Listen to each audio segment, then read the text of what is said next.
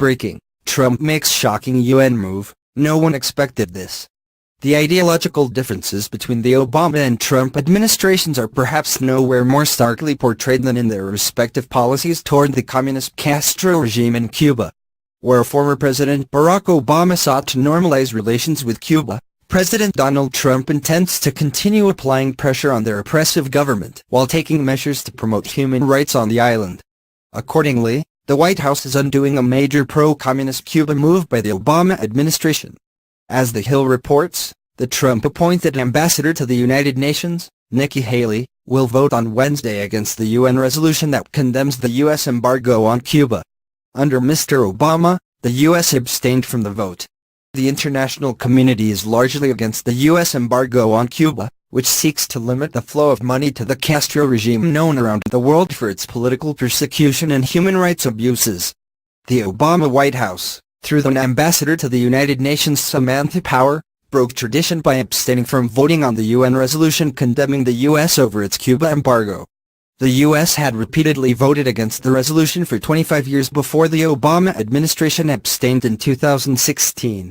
The gesture was largely seen as former President Obama's way of signaling defiance to the Republican Congress that ignored his calls to lift the Cuban embargo. At the time of the surprising abstention, Ambassador Power said, "After 50-plus years of pursuing the path of isolation, we have chosen to take the path of engagement." But the Trump administration is undoing Mr. Obama's Cuba policy.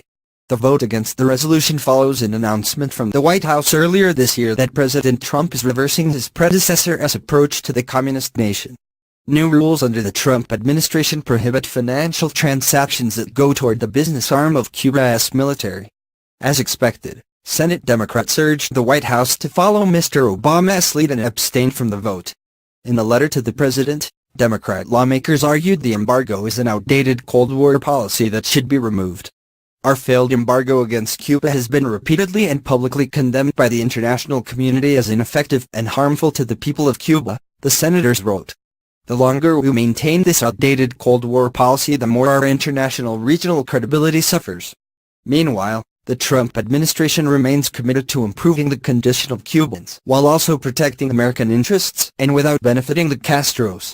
Heather Nauert, the spokeswoman for the State Department, told the press how the vote against the resolution serves America's interests with regard to Cuba.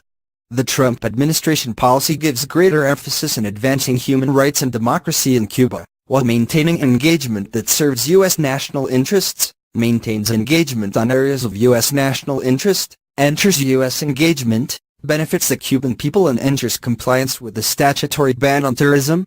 Interestingly, the announcement comes as the U.S. investigates mysterious medical injuries suffered by American embassy personnel in Havana, which included permanent hearing loss, balance problems, and difficulty sleeping. Reports suggest the injuries are the result of sonic attacks targeting the American citizens working in the embassy compound. If the claim is true, it may be another factor driving the White House's decision to seek a more hardline approach to dealings with Cuba.